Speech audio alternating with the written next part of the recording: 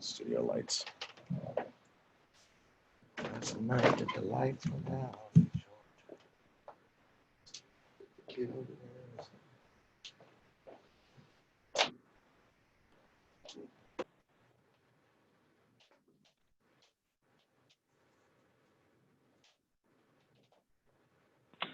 Okay, it is 9 o'clock.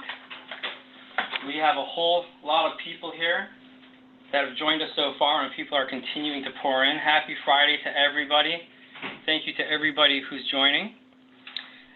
This is a virtual webinar training on the topic of overcoming COVID career stress, a very timely topic. My name is Gavi Berman, and I'm the Director of Community Outreach and Business Development here at Central Florida Behavioral Hospital, and I will be your host for this CEU workshop.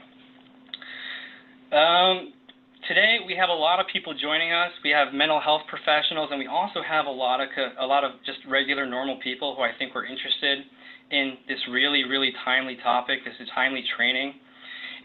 I'll just want to say one thing that I think it's kind of interesting, because as we got closer to this, you know, I felt like the economy was opening up, people were moving about freely, and COVID sort of came onto the back burner. It really did. It sort of shifted gears a little bit, at least in my mind. That being said, originally when we set out to do this series where, you know, Dwight has really helped guide us and the community through this COVID, Dwight said from the beginning, you know, this is not it's not a quick shoot, that this is more of a marathon. And he couldn't have been more right, as we're all seeing the numbers pile up, and as we're seeing that the ICUs and people on ventilators are just increasing, and Florida being the epicenter. It really, to me, was just such a timely topic here. And one of the things that I noticed that made me realize that, you know, as the Director of Community Outreach and being responsible for doing things that meets the needs of the community and addresses what the community is thinking about, what really confirmed and validated that for me that we're doing the correct training today, and Dwight, I'll tell you this too, is we have a lot of folks that registered that are mental health professionals, but a lot of other folks that registered that are furloughed. And they said that specifically because one of the questions, if you recall when you registered, was, what organization do you work for? So we have a lot of folks on the line here that are actually people that are possibly out of work at the moment, or job searching, and that really have been directly affected. So we're just incredibly excited today to be able to provide this training to equip you and whoever you're guiding with the tools that you'll need to be able to take the challenges you're facing in terms of your career and, you know, turn that trajectory into an opportunity. So with that being said, we're going to get right into it. I also want to mention that we do these trainings here on usually a bi-monthly or once-a-month basis, depending. Over the COVID period, we've been trying to stay in touch more with the community as everything's going digital. We've been doing two CEUs or trainings per week. We do have another training that's coming up on the 17th, which Vicki will talk about toward the end. And with that being said, I would like to encourage all of you to please follow our Facebook page as well as our LinkedIn, just to stay in the loop for whatever trainings that we have that are coming up. You can find those there, or you can find them up on our website. And with that said, we'll go ahead and jump in again. We'll go through the presentation. Just a couple of housekeeping items to go through. Today's webinar, it's a 2-hour workshop, including the Q&A at the end of the presentation. All participants are going to be muted. We have a lot of people here on the line, so if I open the line up, it would just get out of hand. So we're going to go ahead and use the chat function and the Q&A function for questions. I'm going to be monitoring those questions throughout the presentation. And afterwards, I'm going to provide a list to Dwight to answer. This webinar is also being recorded. For those of you who have participated in previous webinars, we've been recording them and putting them on the resource page of our website. So they're always available afterwards. If you're not able to join when it's actually being done live, it will be available whatever webinar we do in the near future, and hopefully by mid next week we'll have this one up on there as well. At the end of the presentation, when you exit Zoom, you will automatically receive a prompt in your web browser, and that prompt says you are about to access an external website. You will be leaving Zoom to access the external website for an external URL below. And what this is just for you to go ahead and fill out the evaluation for the webinar, the webinar evaluation. Everybody who is eligible and provided their license number when they registered is receiving 2 CEUs for participating. We'll have those posted up in CE Broker by the end of next month, so probably much sooner. And right after the training, I'll go ahead and send all of you your certificates of completion. If anybody did not provide me with their license number, please feel free to forward that to me after the presentation. You'll have my email anyway, regardless of whether or not you send it to me with a follow-up email. So you just let me know, and we'll go ahead and make sure to get you guys the credit. And with that said, I'm going to now turn it over to Vicki Lewis, our CEO, to say a couple of words and introduce our speaker. Good morning, everyone, and good morning, Dwight. It's a pleasure again to be able to host this event for everyone. And I've heard such comments, Dwight, over these last couple of weeks, especially. I'm done with COVID. I'm tired of hearing about it. I'm just over it. And I think that's the general feeling across the world and here in Florida. However, as we've faced these last couple of weeks, and especially this week, what I've realized is we can be over it all we want to. We're not done with it. And the reality is we have to continue to find ourselves in a place that we can get the energy emotionally, physically, spiritually, mentally, every way that we can to continue to run the marathon, as Dwight so often has called it. We have seen higher numbers in our community. We're seeing now those that are asymptomatic climb, which makes it even more difficult for us to deal with. So if I have any encouragement to people that are listening to me at the moment, the masks are such a pain. None of us want to wear them. It's a challenge. There's a lot of political thoughts behind it. I certainly will not go there. But I would encourage people, wear your mask, practice social distancing, make sure you wash your hands. And with that, I'm going to turn it over to Dwight. Dwight is the founder and the president of LifeWorks Group and is a nationally certified counselor in practice since 1984. His primary focus is on solving crisis events with creative solutions. Dwight is a trusted media resource who has been interviewed on over 500 radio and television stations, as well as quoted in over 100 newspapers, websites, including the New York Times, Washington Post, Chicago Tribune, Atlantic Journal, Orlando Sentinel, Miami Herald, Newsday, Fox Business, and MSNBC. So with that, Dwight, we will not take any more of your precious time, and I turn it over to you. Well, thanks very much, Vicki. I'm so pleased to be on this call because, as you said, as I'm logging into share screen, it looks like that I've got a button of host participant screen sharing. There we go. So I'm going to bring up the PowerPoint because I want you to know that today we're talking about issues related to the economy. The thought, Vicki, and I hadn't thought of that, but are people tired of hearing it? Yeah. It's 18 months. We're only on week 14. So are we talking about COVID? We're talking a little bit about changes that affect economy. Because today we're looking at career stress, and I'm so pleased that you're joining because as we go through the presentation today, as we walk through this process, I want you to know this is about you. This isn't about Wall Street and global meltdown, because there are a lot of economic indicators that say it's going to be a rough, maybe 6 months. And in 6 months, it'll be Christmas. It's not about Wall Street. It's about your street. There's a process, if you're in the personal development world, you've heard of, called Strength Finder. One of the authors of that book is Marcus Buckingham. He said, "My hope in my dream is that you find a life in which you get to express the unique spirit that is you, the most intelligent, the most contributive, the most meaningful way possible." You see, today's not about COVID. It's about you. It's about guiding you and walking you forward through a time of economic challenge. Career is where we spend most of our life. We'll spend more time at work than we spend with any other single activity in life, including sleep. But if you get impulsive in an economic time, it's like the dog you see in the picture. He's trying to get to the ball. Because impulsive thinking sees a problem. I need work, and aggressively tries to solve it. But today I'm going to help you with something called strategic thinking. Strategic thinking is to step back and to see, I just have to walk around the edge, and then I can move forward. Now, I don't know if you're a dog lover like we are, but sometimes our pets make us laugh. But if you're unemployed, you're not laughing. Today is about you. Today is not about other things. It's about you.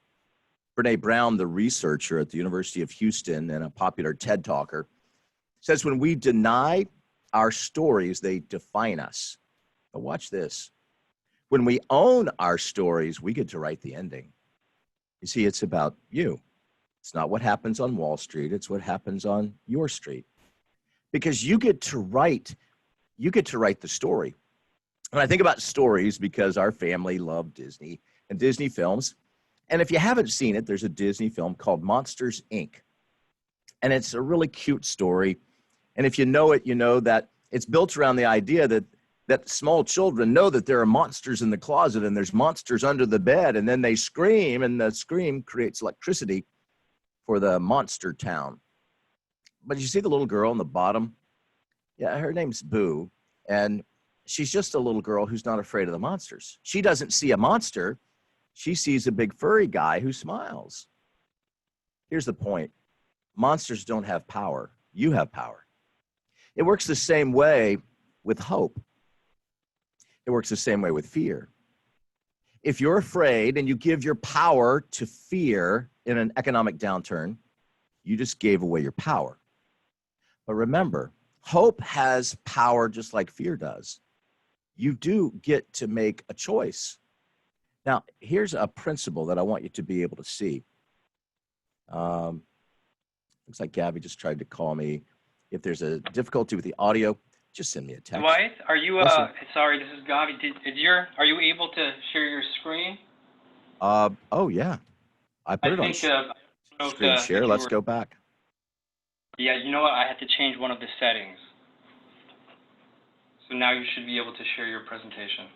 I'm so sorry, everyone. Please stand by. Do not adjust your set. All right. Do you see anything on the screen now? If not, I'll do it again. We do not see it. We go to screen share. Go to that. There we go. Does that work? That worked. Excellent. All right. Well, a moment ago, I shared from Marcus Buckingham, just so that you can see. There's Marcus. Are you building the life that you want? And when I talked about pets, I guess it makes a lot more sense if you can see it. All right. There's impulsive thinking. Oh, my gosh, I don't have a job. Oh, my gosh. But if you step back, there's strategic thinking. Brene talked about stories.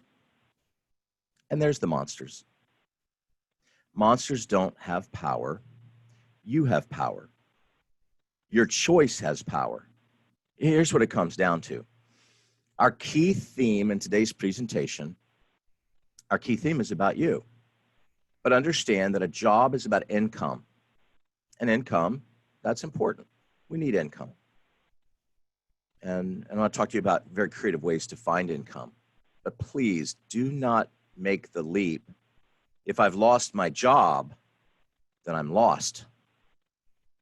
I've had to deal with more suicides in the last 3 months than I have in the last maybe 3 years. Because people lost their job, they lost hope, they gave in to fear, and what happened? Well, they gave up on living. Don't do that. Don't do that. Your job is about your income. Your career, well, that's about your identity. There's a huge difference between the two. You see, you don't get to choose your problems in life. You don't get to wake up and say, okay, I want to have a job that pays me regardless of any economic indicator, regardless of any pandemic, regardless of anything. I just want, stable, predictable income, and I want to be able to enjoy life. That's called fantasy land, and it's a beautiful place in a park that is closed at the moment. In life, you will have problems. I will have problems. If we were together in a live setting, I would say, turn to somebody next to you 6 feet away and say, you're going to have problems because you're either in a problem, you're just coming out of a problem, or buckle up, you're getting ready to go into another problem. In life, you don't get to choose your problems, but watch this. In life, you get to choose your response. You don't get to choose your problems, but you do get to choose how you deal with them. Now, we're going to talk about some of the indicators, and some of them are sad, but if you're unemployed right now, I want you to know that it's going to get better, right? But when we start to look at the indicators, this was unemployment, and these are the indicators through April of 2020 that shows how many people are unemployed, how many people are applying for unemployment over the last few months. And as you can see, the number goes absolutely straight up. Job losses because of the COVID-19 pandemic are the highest number of job losses since the Great Depression 90 years ago. As of my research earlier this week, 33.5 million people are unemployed because of the pandemic.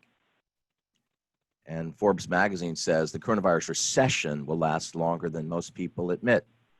Unemployment is closer to 25% when you look at certain cities, and we'll talk about that more in a moment. 42% of all coronavirus job losses will be permanent. In other words, 14 million people won't have a job to go back to because either their company filed for bankruptcy, debt protection, or the industry just stopped. You may have seen in the news yesterday that Disneyland in California is closed indefinitely. Now, only about 20 million people are tapping unemployment. And you say, well, if 33 million lost their jobs, how come only 20 million are tapping unemployment? And the likelihood is they have savings, they have resources, they have family, or for some, they're just confused by the process because it can be.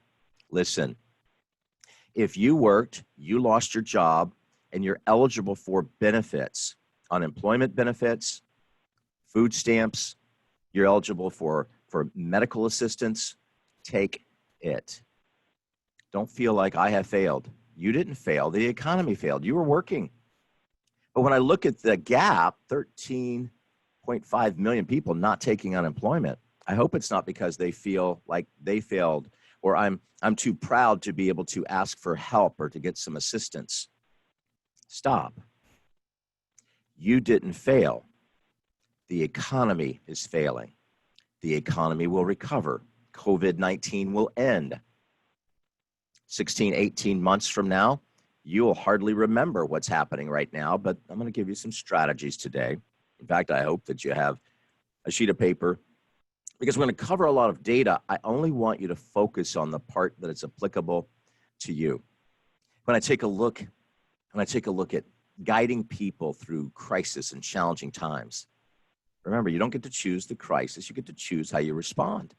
But when we look at job losses, the number right now is about double the number of jobs that were lost in the Great Recession. FEMA reports that 60% of small businesses never recover after a disaster.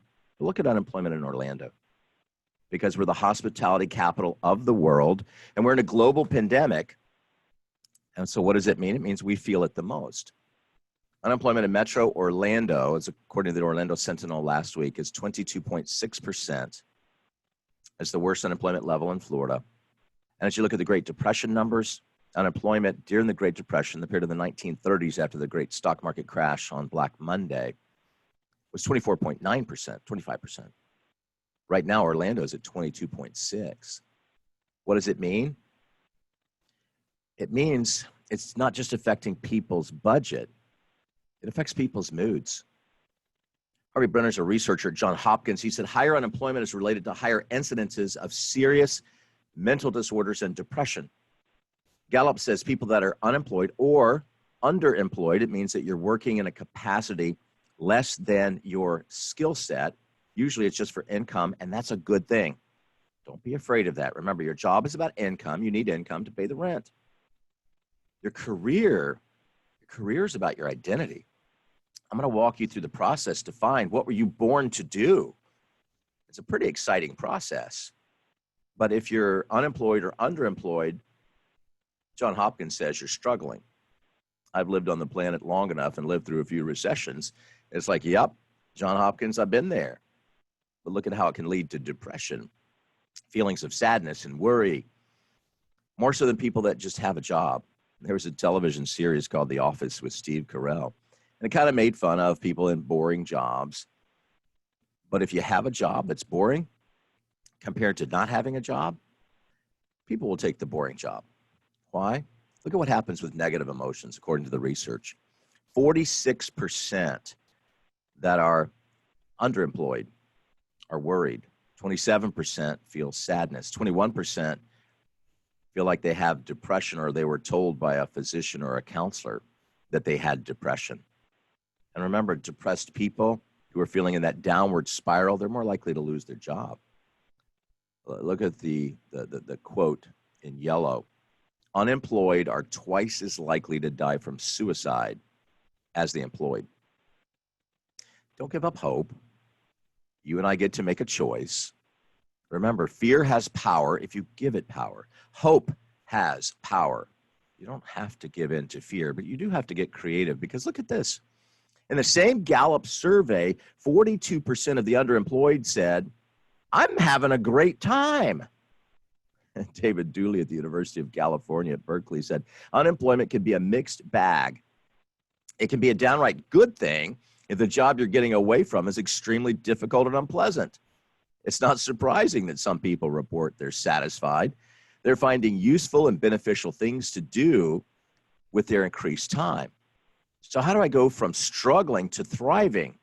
Well, that's what we're talking about, but let's get past the struggling part, because if you've been in a situation where you feel completely overwhelmed, you're not alone.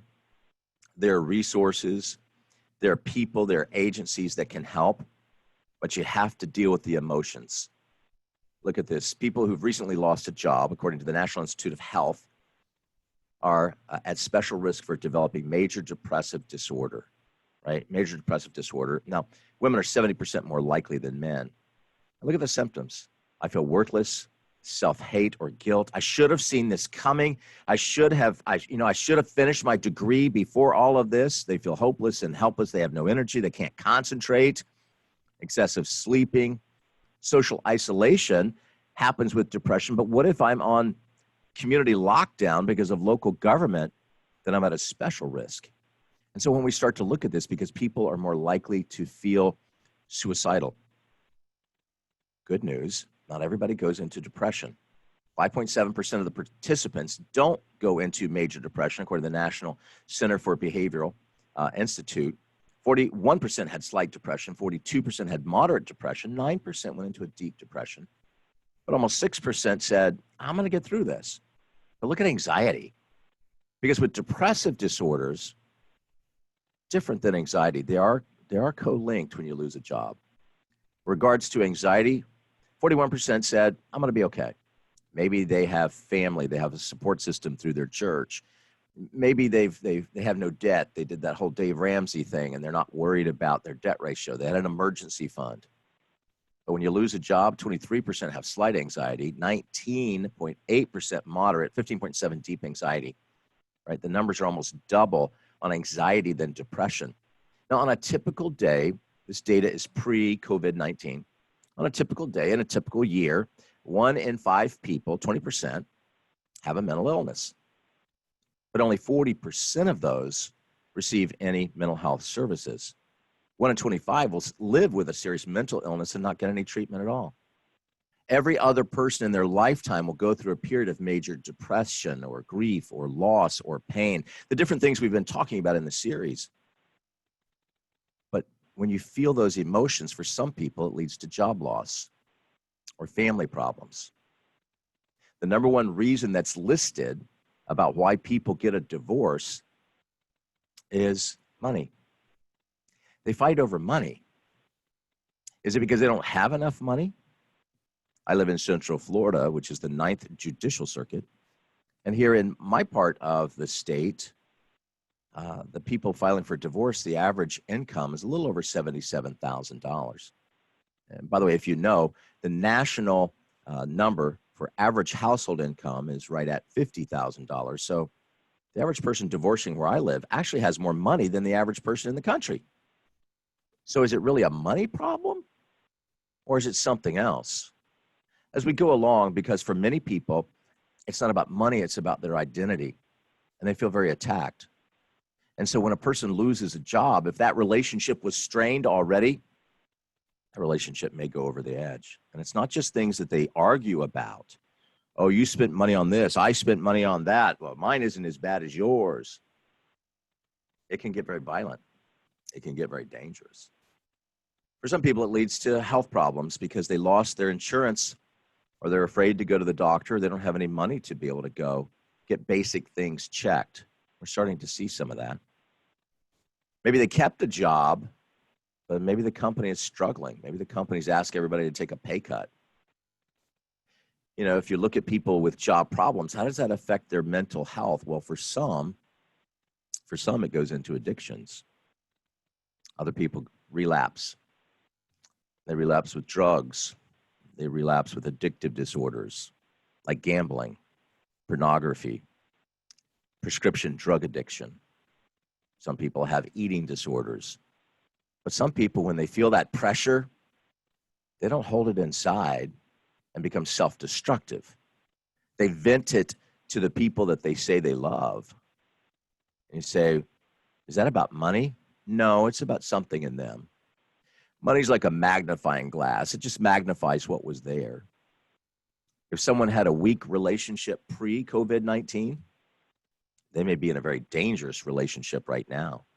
If they were in a difficult situation with their debt service, student loans, credit cards, purchases that were at a higher interest rate, but the economy is so good, I know that we're going to be okay. I know that we're going to get through it. If that's where you were pre-COVID-19, right now you may feel very hopeless. Some people feel terrified. Some people feel very lost. I want you to breathe with me. I know that this is virtual, but take a big breath. Here we go. Let's hold it for 4 seconds. 1, 2, 3, 4. Now let it out very slow. Un más tiempo. Let's do that one more time. 1, 2, 3, 4. Now let it out very slowly. That process is called box breathing, 4x4 breathing. To be able to take a breath, hold for 4 seconds, release it slowly over 4 seconds, wait 4 seconds, take a breath 4 seconds. They call it a box. They teach it to the Navy SEALs because if you're in a combat ready situation, you have to keep your pulse rate around 60 beats a minute. You have to stay calm. So how do you do that? Well, you control your breathing. Well, how do you control your breathing? Well, you control you. Daniel Amen is, according to the Washington Post, the most popular psychiatrist in America. And Daniel said, if you change your brain, you can change your life. And being able to change your brain means you have control of you. The monster doesn't have power. You have power. Fear doesn't have power. You have power. They can't eat you. During the Great Recession, an individual that had lost his home and looked like he was going to lose his business, that was the phrase he always told me. I was his counselor. He said, well, the creditors can't eat me. Cannibalism has been outlawed in this country. And he would laugh and he said, I've lived through difficult times. I'll live through this too. It's just stuff. Right. The reason that we talked about some of the mental health markers is because for some people, it's not just stuff. It's not just an interest rate. It's not just a FICO score, Fair Isaac Credit Reporting Organization. And your FICO score, everybody has one if they're over 18. But your FICO score is not you. That's not your identity. A late notice doesn't mean you have to die. But I've talked to people, sometimes they'll sit there and they'll look at their bills and they'll just feel like, I can't go on living. They can't sleep. They can't function. Breathe. Breathe. You get a choice. You don't get to choose your problems. You do get to choose how you respond. Breathe. You don't have to die. Everybody is going through this. You're not the only one. Don't beat yourself up. Don't get caught in the guilt or the shame or the blame, because that's not helping you to be able to manage the pressure. It's not helping you with issues related to your job. But the research shows that if you've been fired, furloughed, laid off, if all of a sudden, what am I going to do to pay my bills? The clinical research says you're going to feel more anxious. That makes sense. I understand that. And I've been there. I'm talking to you today as a counselor because I got fired. I've been fired from 2 jobs in my life. One time it was absolutely my fault, and that was in 1981. I was working as a teacher. I thought that teachers' meetings and lesson plans and things, it was my very first job out of college. And I thought, well, this is just silly. I'm not going to those meetings. I'm not going to do those lesson plans. I'm not going to get sick. You know what? I am a recently graduated, I know what I know, except what I what I didn't know was if you're insubordinate and you don't go to the meetings you're supposed to and you're warned, you really need to turn in lesson plans, eventually they'll fire you, and they did. And it was the greatest shock of my life. I developed self-doubt. I don't think I went into a depression, but I sure ate a lot of Pizza Hut, watched a lot of HBO, and just sat, gained a bunch of weight over a couple of months. Absolutely, as it says on the slide, felt worthless, felt depressed. But here was the interesting thing. In the period of those months, I was gently reminded, I'd always said I wanted to be a counselor on the radio in Orlando. Yeah, that's what I'm going to college for. When I finished college, graduate school, it's too expensive. I'm not going to be able to do that. So I get fired because I was insubordinate. And in those period of months, the most interesting thing happened because I had an opportunity with my cousin and his church to be able to go to the Middle East to spend some time. I didn't know anybody except my cousin. There were like 500 people on this tour. But I had a lot of time to think, to journal, and to remember, wait a minute. All right, I got fired from a job. I really enjoyed working with the kids. I just didn't like the administrative part. And in the process of being fired, I said, well, I guess I'll go to grad school. And then all of a sudden, when you have a plan, self-doubt turns into, I think I can do this. Depression is replaced with, I need to get moving. And unemployment, instead of feeling worthless and depressed, being fired meant I've got to reinvent. And as we're going to talk about today, reinvention is not bad. Reinvention is good. Clinical research says that we are in what's called the post-pandemic mental health wave. Yes, I know there's a second wave of cases. We're hearing about it continually. And you're going to hear about it more. It will absolutely continue to affect the economy. It may affect schools. It may have taken away your job. I'm sorry. But you don't have to die. You do have a choice. And as we walk through this, the mental health piece, you can control that. You see, in the middle of a crisis, the word that you want is control. And you do get to control you. You can't control an economy. Can't be done. One person can't control an economy, but you can control your emotions. So instead of focusing on the economy, and please, unless you have to watch the stock market reports, unless you have to watch the news because you're going to be on Jeopardy and you want to make sure that you're up to date on current events, get the amount of news and information that you need, and then please turn that off. ¿Por qué? Why? Because it will depress you. It will fuel anxiety. It doesn't fuel hope. Hearing about millions of people losing jobs, that won't make you feel energized, but it might make you feel anxious. We're in a mental health wave, what I call a mental health tsunami, and it's really become a mental health crisis. Depression now is 10 times higher than it was 60 years ago. The median age for depression today is a 9th grader. 60 years ago, it was a young adult. It was a 30-year-old. At any point in time, 2% of the population is suffering from depression. But if you're under the age of 35, look how the number jumps. 14%, 1 in 6. Everything that causes an increase in depression also causes an increase in anxiety and the other way around. I'll say it again. Everything that causes you to feel more depressed causes you to feel more anxious. Well, what if I feel more anxious? Then you're going to feel more depressed. When you look at this, the research from some people say 1 in 4 people will have a mental health crisis in their life. Other people say that number is closer to 50%. because of Vicki Lewis and Gavi and the leadership at Central Florida Behavioral Hospital. We've had this series looking at different elements of how to recover, because that's the goal.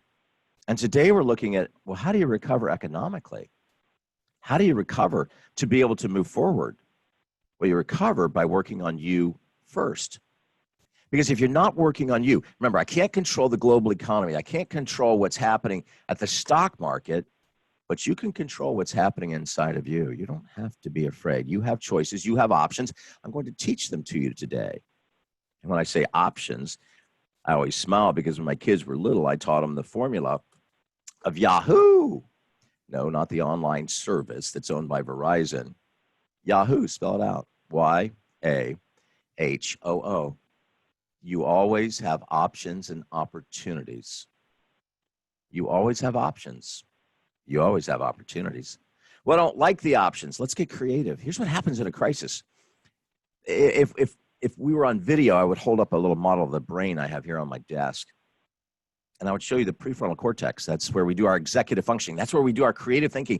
That's where we find the great opportunities. I'm going to share some stories with you today of some incredible people who found incredible opportunities because they could think clearly. Well, what happens if I'm in a panic mode? Well, you turn that off. If you're in a panic mode, now all of a sudden you can't think creatively. It's like a really tall, skinny janitor. He told the story at a funeral a couple of years ago. When I say tall, he's really tall. He's 6 foot, 10 inches tall. He was 19 years old. He'd finished high school, had no money for college and no interest in college. And he was working as a janitor. He was living in his car. His parents had kind of kicked him out. You know, you need to go find a life for yourself, Anthony. And Anthony was working as a janitor in an office complex and was fortunate enough, fate smiled on him, because he was fortunate enough to work as a janitor for a guy named Jim Rohn. Now, Jim was a motivational speaker, one of the most popular ones in the 1970s, 1980s, 1990s. And when he saw Anthony, you couldn't miss him, 6'10", 150 pounds, as a janitor coming in at night, and Jim would be working on presentations. And Jim said something that we started with today. Remember when Brene said, you get to write your story? You know, other people don't have to write your story. Other people don't tell your story. You tell your story. And Jim said, Anthony, what's your story? And Anthony told him, and Jim said, you know, I've noticed these last few weeks, you're a hard worker. Why don't you turn in your resignation from the janitorial service? Why don't you come work for me? I have a motivational speaking company. I travel around the country. I help people in sales. I help people in business, people in banking, finance. I help them learn how to be disciplined, how to change their habits, how to see the good in a bad situation, how to reinvent their lives. Anthony, why don't you come work for me? And he did for 2 years. Oh, you may not know the name Anthony because he would always go by his shorter name. His nickname was Tony Robbins. And you say, Tony Robbins, the motivational guy, was a janitor? No, that's just how he was making money because he was homeless. Tony Robbins, the motivational guy, had a mentor named Jim Rohn who said, you don't have to be stuck between your ears. Your financial part may feel overwhelming. Stop. Breathe. You can control you. Because if you don't, look at what happens when people stay stuck in their fears. They worry about income security. They worry about their house, their equity. They worry about interest rates. They worry about what people will say. Oh my gosh, if I got food stamps, will people judge me? Well, I hope not. Because if you're receiving unemployment benefits, remember when you were working, your employer paid that. For such a time as this, you don't have to be afraid. You don't have to feel like a failure. The economy failed. I'll say that multiple times because for some people, they feel like I failed. I messed up. I should have seen it coming. They beat themselves up, and that steals the very energy that you need to reinvent. For some people, the psychological part is a loss of self-esteem. They feel like a loser. For other people, they drop off the scene because they're embarrassed. I remember during the Great Recession, there was a woman that heard me speak at a church, and she said, can I talk to you after the service? And I always love to stay and chat with people. I love people. I love hearing people's stories. I love watching people change. That's what my life is about. And I said, sure, sure. And everybody kind of filtered out, and we sat down on some chairs in a corner. And I said, what's your story?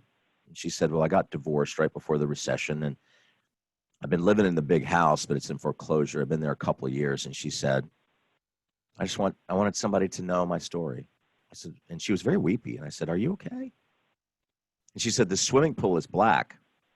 Excuse me? She said, the swimming pool, she said, it's a 7-foot pool and it's completely black. And she said, I went to Home Depot and I bought the cinder blocks and I bought the rope. And I wanted somebody to know before I committed suicide in the pool, because they won't know for probably a year. She said, I have no money. I have no food. I'm living in this huge house in a gated neighborhood in a car that's about to be repossessed. And I'm going to drown myself in the pool because I think that drowning is not as painful as this life I have. And then when they find my body in the bottom of the pool, I hope he's happy. I hope he's happy with his new wife. I listened to her, and I remembered a principle I had learned in one of my first jobs in grad school was on a suicide hotline. And what I learned was, if somebody tells you their story, you know, they don't want to die. That's why they told you the story. They're not looking for a way to die. They're looking for a way to live. And I was able to say, okay, what's your name? She told me. And I said, I don't think you really want to die and drown in that brackish water. But let's talk about your options. Remember Yahoo? Let's talk about your options. Today, occasionally she'll reach out to me. And she has a successful job, a successful new relationship. She reinvented her life. I don't know whatever happened to the cinder blocks, because she'd figured out how much she weighed and how many cinder blocks she would need to hold her body under the water so nobody would find her for a long time. Look at the creativity. The creativity of finding how much a cinder block weighs so she could get the right number to tie herself up in a house that nobody would come to for months. What if that creativity was applied toward reinventing? What if the creativity was applied toward building a better life? That's all I did. That's what I hope to do for you today. To spend your creativity to live instead of spend your creativity to die. Because when people lose a job psychologically, their well-being goes away. They don't feel wellness inside. They start to feel this. And I think everybody listening, everybody that's part of our conversation today feels stress. This has been the most stressful time of our adult lives. Now, whatever you were going through, that's the multiplier. Whatever you were going through before COVID-19, financial problem, relationship problem, health problem, whatever you're going through with your job, your extended family, it's built up more stress. It's been months. This will go on for more months. You see, cumulative stress leads to exhaustion and depletion. That leads to burnout. That leads to something called acute stress disorder in the Diagnostic and Statistical Manual. And ASD, we don't hear about that as much because you hear about the one that's next to it. Because an acute stress disorder with cumulative stress building and the pressure building, it leads to PTSD, post-traumatic stress disorder, and then it leads to self-destructive behavior. I don't want to live anymore. Stop. Breathe. You didn't fail. The economy failed. The economy will come back, and I'm going to teach you how to reinvent, and you can come back. You're not going to die. You can live.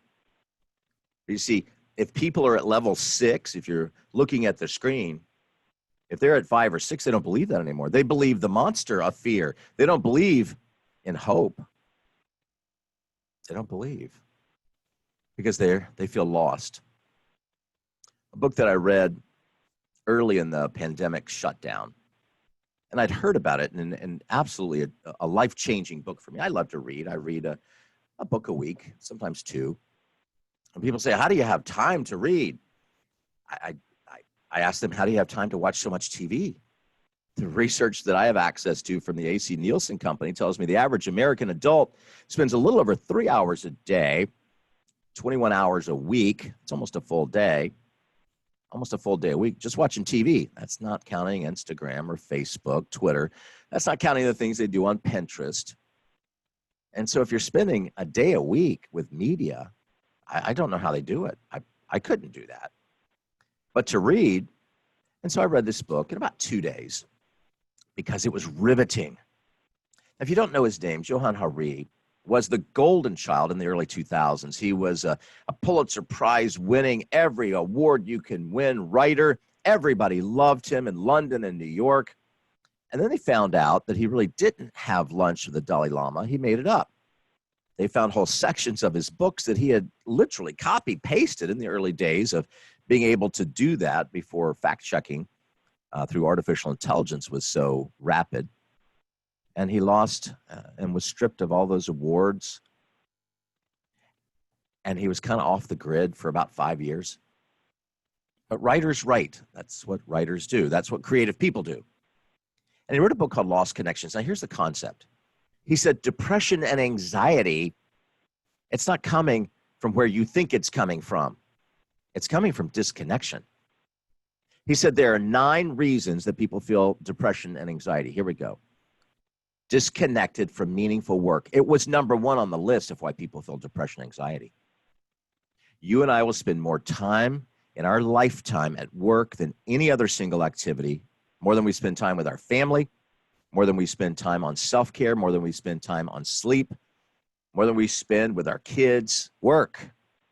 Work is where we spend time. What if the work doesn't matter? If you're disconnected, it sets you up for a type of depression and anxiety.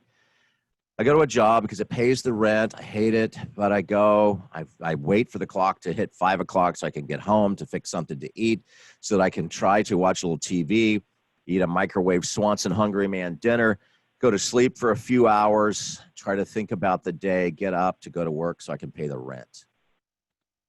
Meaning less work. That sets you up for depression and anxiety. Is that the kind of work you've had in your lifetime? Is that the kind of work your clients have? That was number 1. The second factor, and think about COVID shutdowns, COVID lockdown, disconnected from other people. Humans need other humans. John Milton wrote, "No man is an island, no man stands alone." We need connection. We need community. We need conversations just like this one. Thank you, Vicki Lewis, for sparking the conversation so we can come together and learn. I can't stop global pandemics, but I can start a community conversation. That's what this series has been about, giving you tools to make our hometown a better place. Johann found, and he interviewed the best thinkers in the world. The average chapter, I don't know, is probably 10, 12 pages, but the average stories maybe 6 paragraphs. He interviewed the best thinkers in the world because of his success with the books. They can take the awards away. They didn't take the money away. He could travel around the world and talk to the best thinkers to be able to find out, wait a minute, people are 10 times more depressed than they were 50 years ago. Children, small kids are depressed. Psychotropics weren't there 50 years ago. If you aren't in this field of mental health, it's antidepressants, SSRIs, different types of medications that are designed to take depression away. But for many people, it doesn't take depression away. It might stabilize it, but it doesn't cure it. And he told multiple stories, interviewing multiple experts, hundreds and hundreds of clinical footnotes to be able to find out. For some people, a pill doesn't make it better because they're disconnected from other people. They're disconnected from their values. They're disconnected from childhood trauma. For many people who have addictions, drugs, alcohol, gambling, pornography, eating, spending, prescription drugs, they're covering up childhood trauma. They're not dealing with childhood trauma. There's an ACEs score, and you can just look it up on Google, and it just scores on 10 factors. How much childhood trauma have you had? If your score is above 30, I know why you use drugs and alcohol and gambling and pornography and strip clubs. I know why you're using prescription drugs or food, because you've been traumatized. Until you deal with the trauma, there's no pill that fixes that. Disconnection from status and respect. Disconnected from the natural world. Nature is very healing. I hope you've had a chance to be on some of the fantastic bike trails in our state. I hope you've been to some of the state parks. As things are opening up, I hope that you can just get out in the sunshine. Why? Because when you're in nature, it's healing. It protects you from a type of sadness and depression. Look at the next one, disconnection from a hopeful or a secure future. What if I feel like I've lost my job? I work for a company. It's gone bankrupt. They're closed. They're never opening again. My future is over. OMG, I'm going to give up. Well, it sets you up for a type of depression. Stop. Breathe. During the early days of the pandemic, I said, instead of stop, drop, and roll, I want you to do something else. I want you to be able to stop, breathe, then I want you to think. Now, why does it work in that order? Simple. Because you have to breathe. You need your prefrontal cortex. You need to be able to have the executive functioning in your brain for you to be able to see, I'm not going to die from this. I'm going to be okay. Yes, there are brain changes, including genetics that can set people up, hormones. That's a factor, but look at all the other ones. And the number one is work. Johann said, we have started to believe that doing things alone is the natural state of human beings since the 1930s, and the only way to advance. We've begun to think, I will look after myself, and everybody else should look after themselves as individuals. Nobody can help you but you. Nobody can help me but me. It's the idea that I will rise myself up like Rambo. I will be my own boss. I don't need anybody. And what he found in the clinical research, that's a lie. That's a lie. What he found was we need other people. We need other people. No man is an island. No man stands alone. And when I think about needing other people, Johann talked about how that he lost a great deal because he tried to do things alone. He was feeling overwhelmed. He was using drugs, medications. He was going to the traditional route of counseling, going to a psychiatrist, psychologist, but he wasn't dealing with root issues. And so he crashed his life. And then he got involved in reinventing his life. Oh, I like that. Think about it. You don't get to choose your problem. You do get to choose how you deal with it. You'll see on the screen is a clock face. If your life were a clock in years, it's a coaching principle that I've used because I've walked with probably hundreds and hundreds of people, maybe thousands at this point, of career reinvention. And one of the strategies that we'll use when you're reinventing is to say, okay, stop. Let's look at your life. If your life were a clock face, then 3 o'clock on a clock would be age 20. 6 p.m. would be age 40, halftime. 9 o'clock would be age 60, all the way up to 12 o'clock. Now you may say, well, I don't like that. I want to live to be 100. Okay, then 3 o'clock would be 25. 6 o'clock would be age 50. 9 o'clock would be age 75. 12 o'clock would be 100. Maybe you have good genetics. But I checked the Metropolitan Insurance tables and the mortality tables. You can look it up, by the way, at cdc.gov to find the average age for people of your ethnic and cultural background, your gender, and you can see it's exactly what Prudential, Allstate, or State Farm would look up. And it'll tell you the actuary table just means when somebody with your genetic makeup, your gender, about how long you will live. You don't have to go to cdc.gov and look it up, although I hope you do because there's tremendous resources to be able to help with every mental health topic you can think of. But if you know in your family history, most of the men, like in my family history, most of the men get to about age 80. So this clock representation, that works for me. But I don't know. In your family tree, if everybody lived to be 100, great. Just change the number up a little bit because here's what I want you to see. There are 8 developmental stages. It's going to help when we look at job options and career options. If you're in stage 1, that's high school to college, right? High school to college, you're focusing on income. You're just getting some work experience. If you're in stage 2, right, that's the college years. It goes up to about age 27. I want you to pay a special attention, not just on EDU. I want you to pay attention on EXP. Now, here's the difference. EDU is education. EXP, oh, that's experience. That's what you're getting in stage 2 because you're gaining experience. The problem is sometimes people will go to college and they don't go into internships. They don't gain any experience. Stage 3, is that where you're at in life? Are you age 28 to 33? Okay. At that stage, we do an assessment. I'll teach it to you in a few moments. And it's looking at what matters in your life. It's not just about income if you're in your late 20s, early 30s. It's not about income, it's about opportunity. Stage 4 is midlife, age 38 to 45. In the middle years, and you say midlife crisis, like red sports cars? No, just developmental psychology. But in the middle years, at stage 4, there's certain careers that will fit. Now, here's where it gets exciting. Stage 5, if you're above the age of 50, good news. Oh, good news for you. Good news for me. If you're above the age 50, you're about to do some of the greatest work in your life. You don't win a game in the first quarter. In sports, you win the game in the fourth quarter. People do their greatest work in their career age 50 plus. But then it gets really exciting. Stage 6, now you're in your 60s. Now you're a mover and shaker. What about stage 7? Now you can be in the position to be a mentor, to be an influencer, to be somebody who's shaping literally inside of your industry. What about stage 8, the senior years? It's not over. My very first mentor, Elmer Towns, I met him when I got past the fear. No, that's not true. I still had the fear. When I went to graduate school in the middle of Virginia in the Blue Ridge Mountains, I didn't know a single soul. I went on academic probation because I'd come from an unaccredited college.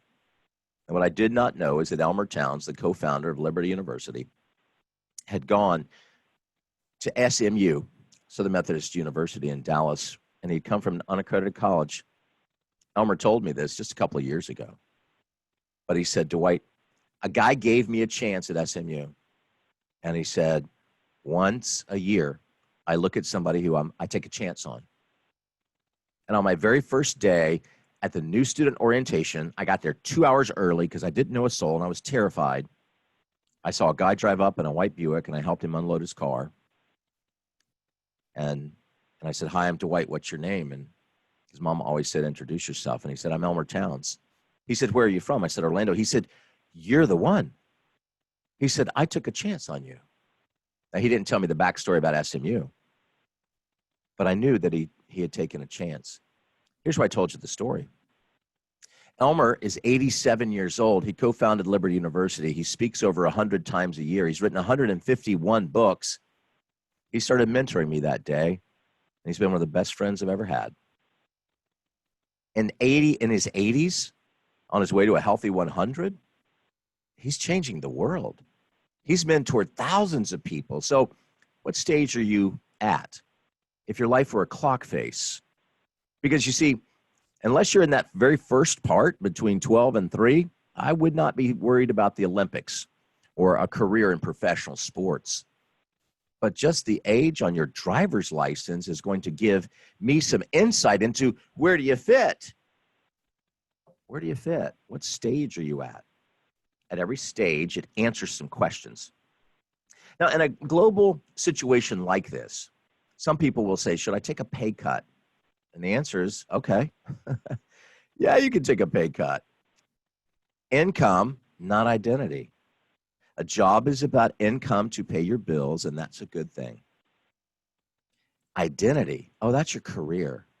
And we're about to shift gears and look specifically at career, but let's really focus on income for just a minute. Because if you take a pay cut, let's say before you were making $60,000 and your company shut down, and now you have an opportunity to be able to move into a different position and they're going to offer you $41,000. Okay. When's it okay to take a pay cut? And I just realized there's a typo on the slide. To gain a better job title. Maybe you worked in middle management before and now you can work at a lower pay, but you're working in the C-suite, CFO, CEO, CIO, COO, or my favorite one, Chief Encouragement Officer. I know some people like that. They just encourage folks. And maybe you're going to get a better job title. Okay, good reason to take less pay. Maybe you want to work remotely, and they offer that, but they offer it at a discount. You can work from home, and it solves, it maybe helps you with things like childcare. When to take a pay cut? Just because you need more income to pay your bills. Well, I'm used to making $60,000, Dwight. I mean, I'm a top performer. Okay, well, $41,000 will help pay your expenses. That's responsible. What if you want to move into a new industry? Good reason to take a pay cut because you're gaining EXP. Remember, EXP is experience. EDU is education. Nothing wrong with that, but you have to have both. If you only have EDU education with no experience, you've limited your options. If you have a lot of experience, but you don't have certain credentials, you've limited your options. You need both. But to take a pay cut to move into a new industry, good reason. Maybe because you want to change careers into a job you just love. I remember talking to an executive many years ago, hated his job as an executive. And when we sat down to do the career mapping process, which I'll teach you in a moment, and when I said, what would be the most rewarding, enjoyable work? He said, I love boats. Man, I just love boats. So anyway, there's this thing called a harbor master. If you've never been around boats, then you don't know what that means. But it's the person who's in charge of all the boats coming in and out of a marina. He got the certifications. Occasionally I'll check on him and just check in because my wife and I love boats. And he's a harbor master down in Southeast Florida. Man, he's happy. He's making about half of what he did before, but his happiness is off the charts. Well, sometimes people say, when's it okay to take a pay cut?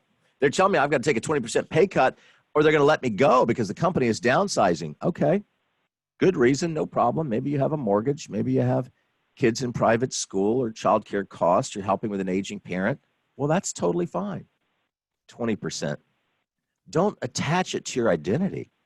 When you're working with clients or when you're working with you, just remember, dollars are not you. Identity is about human being. Income is about human doing.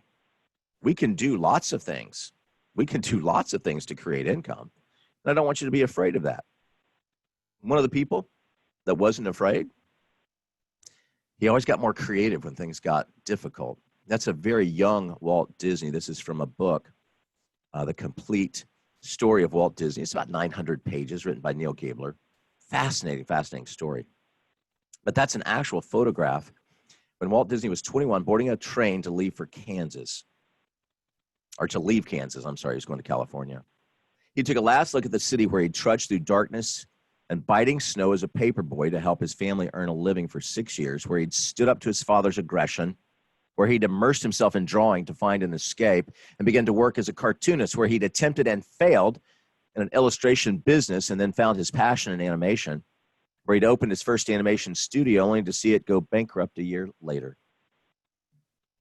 Neil Gabler in his book said Walt did not have a suit of his own. He only had a pair of loud threadbare black and white checkered trousers, a checkered jacket, a gabardine raincoat, an old brown cardigan. His suitcase was frayed and made out of cardboard. And half of it wasn't packed with clothes, but with animation equipment. He said his only extravagance was a $5 pair of walkover shoes he had bought with the money from selling one of his cameras. And you say, well, why would you tell me this story? He took a pay cut to chase something bigger. He got fired from his job. The cartoonist job, one of the first jobs that he had, the editor said, you're not creative enough to work here. I'm going to have to let you go. Who fires Walt Disney? Here's the part I want you to know. Income is about a job. I checked 2 days ago. There are over 2 million jobs posted this week.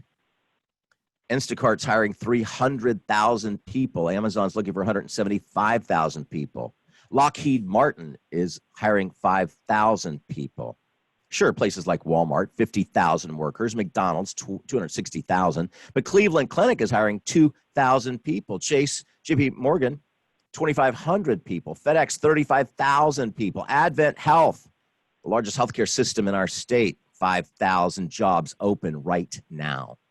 IBM, 3,000 jobs. JLL, huge commercial real estate company, statewide. They need 1,000 people right now. UC Health needs 1,200 people. Capital One, 1,300. Raytheon, these are high-income jobs, six-figure plus jobs. They need 3,000 people right now. Here's the part I want you to know. There are jobs. Oh, yeah, Publix, where shopping is a pleasure, based in Lakeland, Florida, consistently one of the top grocery store chains in the United States. They're hiring tens of thousands of people right now. So if you're in a situation and you say, I don't know what I'm going to do for money. Okay, here's 2 million jobs. By the way, you can go to linkedin.com/pulse/here's who's hiring right now. They update this list every day. This was 2 days ago. There's about 2 million jobs open. You only need one. It's just income. Don't make it personal. If you just need income, then working at Cleveland Clinic for income, okay. But working at Ace Hardware might be just as okay. Or Banfield Pet Hospital. It's just income. Don't be afraid. Maybe you want to get into the field of technology. Cisco's hiring 1,200 people. Accenture's hiring 5,500 in their call centers. It's just income. It's not you. When I think about people who went from job loss to dumb, not going to work, not going to happen, you have to tell the story of Elon Musk. Because Elon Musk from South Africa was told, that's a dumb idea. If you don't really know the name, you know the name Tesla. If you don't know the name, you know the name SpaceX, which revitalized the Space Coast just weeks ago, sending man back into space from the Space Coast. Now, when he had the idea for something called PayPal, and everybody laughed, and then he sold it, and when he sold it for $150 million, nobody laughed. Nobody really laughs at Elon Musk these days. But here's the part I want you to know, because I want you to see the difference. It's our key theme. A job is about income. A career is about identity. His identity is, I create things to make the world a better place. When he had the idea for Tesla, a really fast, like fastest car you've ever seen that does not burn fossil fuel, people laughed. Nobody laughs today. He's faced lots of problems because he sees failure as learning. It's when John Maxwell says in a book called Sometimes You Win, Sometimes You Learn. I'll say it again. Sometimes you win, sometimes you learn. Because he doesn't look at trying something and failing as failing. He looks at it as, okay, well, let's try it this way. It's working out pretty well for this guy who's only halfway on his clock. He still has half of a lifetime. Wow. So what did he learn by failing, parentheses, read as learning, close parentheses. What did he learn? He said there are always problems to solve. Right, remember? You don't get to pick your problems. You get to pick how you handle your problems. There's always problems to solve. There will always be a problem. Do you know when you get rid of problems, it's when you're not breathing anymore. Problems are not bad. They're just problems to solve. Impossible, he said, is an opinion. And if you hyphenate that word at I am hyphen, I'm possible. Impossible. They told him it was impossible to be able to do the things. He said, that's just an opinion. Just because you have an opinion doesn't mean I can't do it. Some people say it's impossible. Nobody in our family's ever retired with money. Everybody retires broke. Well, it doesn't have to be that way. You can rewrite the story. Remember when we started? You get to write the story. You get to write the story, not other people, and not other people's opinions of you. You. It's your story. I want you to write a good one. Elon says, don't panic. Now, he's not a mental health provider, but it's what we've been talking about. When you panic, you give up your energy to solve. Take a breath. Take a breath. Count to 4. Get some oxygen back to your prefrontal cortex so you can think clearly about reinventing. I spoke with somebody a couple of weeks ago.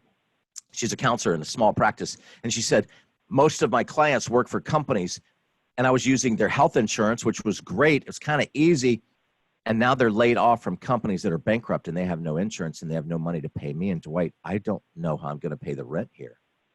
I don't know how I'm going to pay for my home. And she was very weepy. I said, take a breath. Take a breath. I know what it's like to go through difficult times. I know what it's like to panic. I know what it's like to plan. Years ago, I had a heart attack, mostly because I ignored my health. In the process of going through difficult times, I found out what Dave Ramsey teaches and what the research shows. The number one reason Americans file for bankruptcy protection to restructure their debts was because of a medical crisis. And my wife and I went through that. And in the process of knowing you don't have to die, but you didn't plan on having a heart attack. I had United healthcare, PPO, really good insurance, and thought we're in good shape, plenty of money in savings. What I didn't know is that the co-payments and being out of work for 6 months and going through all the different challenges and changes and all the multiple bills would add up to tens and tens and tens and tens of thousands of dollars. And it was overwhelming. But when somebody taught me, a very wise counselor, and my spiritual father, Steve Brown, my parents, a few other people said, well, you don't have to die. You didn't plan on this happening. Don't panic, plan. Success requires sacrifice is what Elon Musk taught, but I also want you to know, I learned a powerful vision. Powerful vision. I don't have to die. I don't have to die. One of the things that kept me going and reinventing physical health and reinventing financial stability, I wanted to dance at my daughter's wedding. I wanted to be able to watch the kids graduate from school. I wanted to grow old with my best friend. A powerful vision, that'll keep you moving forward. That's why I told you this is about you. What's your vision? What's your vision? Here we go. Because I want to get you to the principle of the path. There's a book, Andy Stanley. He's a pastor in Atlanta, a leadership expert. Andy said there's a principle of the path. If you're on the right path, moving in the right direction, you will get the result that you want. Are you on the right path? So here's a 6-minute drill. Here we go. 6-minute drill. Number one, and I say 6 minutes because it's a simple exercise. So the first question I would ask, what are you going to be doing for the next 6 weeks? What's your plan for the next 6 weeks? What's your 6-week plan? Now, in reality, it's probably going to look a lot like the last 6 weeks. Because of COVID, because of different things happening, it's unlikely that some things will be open. Travel, maybe you normally go on vacation, you get on a plane, you fly somewhere, go visit family. That's going to look a lot different. So what does the next 6 weeks look like? Probably looks a lot like the last 6 weeks, but in 6 minutes, I can also say, what do you think 6 months looks like? It's beginning to look a lot like Christmas. In 6 months, it's Christmas. What does your Christmas look like? What does your Christmas look like? Does it look like last year? I don't know. Does it look like going to theme parks or going to large gatherings? Maybe you've always wanted to go to the big ball drop in New York City. I don't know if they're going to have that this year. 4th of July fireworks are canceled. But here's what I know. In 6 months, you can be in control of you. See, here's what I think. In 6 months, my projection, it's going to be the greatest Christmas since the Great Depression. The most popular song in 1943, halfway through World War II, the most popular song was Bing Crosby, a young crooner. I'll be home for Christmas. You can count on me. You see, their dad was at war. Their uncle was at war. Their brothers, their cousins were at war. They were with Rosie the Riveter working in factories at night, trying to figure out with sugar rations and trying to figure out with food stamps and trying to figure out with federal aid, how can we keep our kids fed? All they had at Christmas was hope. Maybe we'll have a nice meal. We'll be together. Right. That's this Christmas. That's 6 months. So if we were sitting down with a legal pad, I would say, what does 6 months look like for you? What's going to happen in 6 months? You're going to reinvent? Oh, yeah, there's one other part to the 6-minute drill. 60 months, 5 years. What does your life look like in 5 years? I can tell you if you can tell me your path. If you have good data, you make good decisions. Bad data, bad decisions. It's a basic rule of statistical design. Do you have good data? What I don't want to see is that you feel so overwhelmed, so helpless, so hopeless that you give up or that you go down some wrong paths because you panicked. The principle of the path.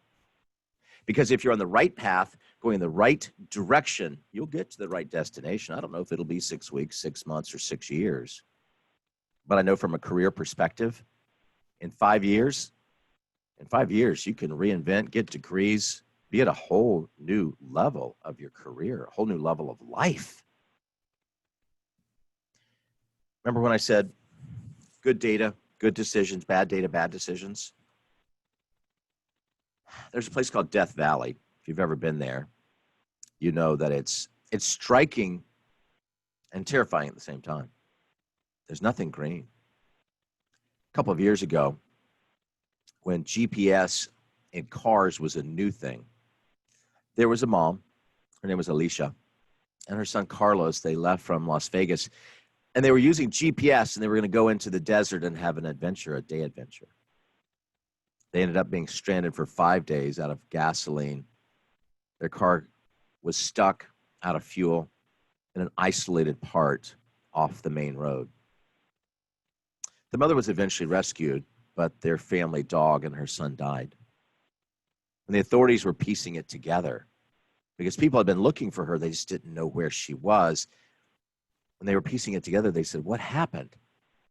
And what they realized was the GPS on that particular car that she was following, she was trusting the GPS. The GPS was flawed. In the early days of GPS and satellite technology, it would say, go this way, turn right, and you're off the edge of a cliff. Here's the part I want you to know. Get good information, good data. Don't let somebody else tell you the kind of life you're supposed to have, the type of career you're supposed to have, the type of lifestyle or income you're supposed to have. No, that's your choice. That's your freedom. That's your decision. Because GPS, if you have flawed data, if somebody said you're always supposed to be an architect, and if you're not an architect, you're a failure, don't listen. You get to choose the path. Somebody that did that was an illegitimate child born out of wedlock in New Mexico. And his mom ran away from New Mexico to Miami and said, special birth, special purpose. Jeff, you can do some big things. Jeff Bezos, valedictorian of his class in Miami, went to Princeton University, got a 4-year degree, started trading on Wall Street, successful career, married a woman who had equal credentials, successful career. 1994, they cashed in their 401k and said, I cannot do Wall Street one more day. Blah. Blah. I can't do Wall Street one more day. This is terrible. They go to Seattle to start a used book company for college textbooks. If you've ever had to buy a college textbook, you know they are very expensive. And to buy it used, he said, there's an opportunity. Fast forward. Jeff Bezos said in 1994, there's no guarantee Amazon.com can be a successful company. What we're trying to do is very complicated, but we'll always focus on great customer service. If you're like me, because I like to read, you've used Amazon.com for a very long time. By the way, the picture on the right, that's his first office. At one time, he was the richest man in the world. He went through a very costly divorce. That changed. But Jeff Bezos is still a billionaire many times over because he said, well, I'm not afraid to reinvent in my 30s. Are you at a place to reinvent? If you are, there's no guarantee it'll be successful. It may be very complicated, but there is a guarantee that you can keep pressing forward. So when we look at income, that was just about a job. And as I told you, there are literally millions of those available. I want you to have a career that you love. Mitchell Earl is the chief operating officer at a company called Praxis that helps young people reinvent their careers. He said, ultimately, creating a career you love is about doing the thing that makes you come alive. The future of your career belongs to you. You don't have to wait around for people to show you the right path. The best careers are launched through experimentation. Oh, yeah, while you're having some fun. So here's some questions. If you say, I want to get on that career path, I want to be on the identity piece. This is what I was born to do. Okay, what comes easy to you that doesn't come easy to other people? Right? When we think about that, what challenges you to grow, but it doesn't feel like work? You see, if you love learning, then a library is a wonderful thing. If you like working with numbers, then being an engineer would come easy to you, right? But look at number 4. What can I get paid to learn?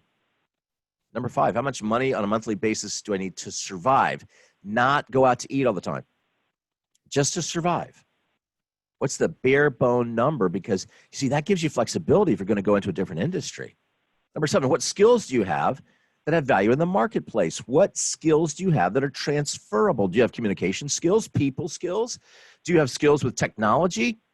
You know, I kind of joke sometimes because of speaking for different organizations and places, and there's always technology and there's always a bug with the technology.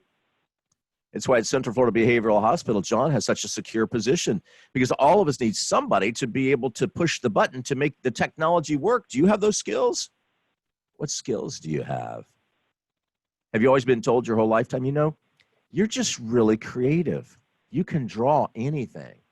I want you to start to write those down so we can see which ones have value in the marketplace. Why? Because it helps narrow our search. But look at number 10. Am I willing to fail at something because it's just so incredibly interesting to me? Because if it's interesting, you didn't fail. You learned. Learning is not failing. Learning is fantastic. Now, some people they'll procrastinate. Because if you don't have a plan, you'll make excuses. If you don't have a plan, you'll find an excuse. So to prevent career procrastination, have a plan, review it every day, every day. This is the industry I want to be in. This is the path I'm going to choose. These are the steps I'm going to take. You have to have priorities. Now, priorities are simple. Priorities are 1, 2, 3. Not, well, that's a 1, that's a number 1, that's a number 1. That's not priorities. Those are ideas. They're not bad. You do have to number them. What's the most important thing right now? If you're getting eviction notices, the most important thing is to create income. If you say, I don't know where to look, I checked because I've spent maybe 10 days preparing for our time because I wanted to give you tools. I don't think you've ever met anybody as dedicated to giving you tools than me. Vicki Lewis said, let's create a pathway to a better Central Florida. Dwight, can you help us in this area? Man, and this topic, when it came up, man, I love this. I want to give you tools so that you can go build the life you were born to live, not have a job that you hate, a drudgery. Nope. Because if it's interesting, if it's exciting, Martin Luther King Jr. said, when you find a job you love, you never work another day in your life. I was blessed. In my early 20s, some people helped me to map that out. I've spent the rest of my career doing the same. You have to have deadlines, breaking the big task into smaller pieces so it doesn't feel overwhelming, especially if it's brand new. Number 5, if you focus on the benefits, you know what the benefit is of following up? People will say, I remember your name. You know what the benefit is of sending a thank you note? We'll talk about that in a minute. Acknowledge the consequences of delay means if you wait and you waste today and you procrastinate the day away, like the old song from Otis Redding, sitting on the dock of the bay watching the tide roll away, you just lost a day. You can't afford to lose a day. Our global economy is shifting, which will create phenomenal opportunities. During the Great Recession in the 2000s, 2007, 2008, 2009, Airbnb, Uber, Lyft, there were a number of different things nobody had ever heard of, like Instagram. Instagram was sold for $1 billion to Facebook. Somebody invented it during a shutdown, during an economic downturn. If you're waiting, you're losing time and falling behind. But I really want you to focus on the benefits of creating new connections as a pathway. You say, what's a connection? Well, I'm glad you asked. Because for many people that are working in a job, they're actively disengaged. 1 in 4 people work at a job, and they just go, yeah, I don't even really like my job. And what they're doing is they're hurting the company. So let's focus on things you can do, things you like to do, things you're skilled at. Because my father was a mechanic, a machinist. He was part of a team that worked on the fuel system for the Apollo rockets. That's why going to Kennedy Space Center has always been such a joy. My dad was a machinist. He worked with his hands. Do what you can do, not what you can't. Focus on what you can do, remember? You can't control the problems. You can control you. You can control your attitude. You can control your motivation. You can control learning. You say, well, I'd love to go into a certain industry, but I don't have the skills. I don't have the training. I don't have the certification. Do you have the want to? Do you have the desire? Because if so, Khan Academy will teach you tens of thousands of courses for free. Yeah, free. If you want to learn, it's free. at Udemy. If you want to learn at Coursera, it's free from some of the biggest universities in the world. The training that I have in resilience from the University of Pennsylvania, the leading resiliency training facility in the world, came through Coursera. It didn't cost anything. It took time, but I was so eager to learn, I would have happily paid. It's just all these things are free. edX, Stanford Online. Since the COVID pandemic began, every major university that I've been able to check, Harvard, Princeton, Yale, Dartmouth, Brown, Stanford, Dallas Theological Seminary, they're offering their courses for free. So when people say, you know, if I just had more time, if I had more time, I could work on my life. I don't believe that. I don't think it's a time problem, because during pandemic and during shutdown, lockdown, being isolated, shelter in place, people actually have had more time. So if you had more time, would you finish degrees? Would you finish your learning? If you had more time and somebody else paid for it? I'm pausing for emphasis because if it's something you want to learn, wild horses wouldn't stop you. So the question isn't about learning. It's about, what do you want to learn? What Brian Grazer, the co-founder of Imagine Entertainment, wrote in a book called A Curious Mind. Brian said, when you're curious about something, when you're interested in something, it's not hard anymore. When you're interested in something, it's not hard because you're so curious. If you say Imagine Entertainment, Brian, I think I've heard that name. Yeah, you know his partner. He's the producer. Producers find money and they manage budgets. His partner, who co-founded Imagine, is named Ron Howard. I know you've heard of him. Apollo 13, A Beautiful Mind. When you start to look at some of these powerful films, and you say, well, how did they accomplish that? Well, Brian's job is to find $200 million, and Ron's job is to tell a good story. And when Brian wrote this book, A Curious Mind, it became a New York Times bestseller very quickly, because it's the 200 questions to use if you're trying to find $200 million a year of people to say, I'll believe in that, I'll support that. You see, the film business, you're constantly having to reinvent. You may have a great movie this year, you may have a great job this year, but the film business is having to reinvent. Because what happens when the film is done? You have to reinvent. And what happens after that? You have to reinvent. And when I think about people who reinvented, Ronald Reagan was a radio guy, and then he became a film guy, and then he became a TV guy. Then he went through a really ugly divorce, and he tried film again, and they gave him B films with Monkeys and Bedtimes for Bonzo. And then he couldn't get work in any of those industries, so he started to work with the Screen Actors Guild. And then that led to being involved in politics, and then that led to starting another radio show and failing at politics. 1976, he lost the Republican nomination to Gerald Ford.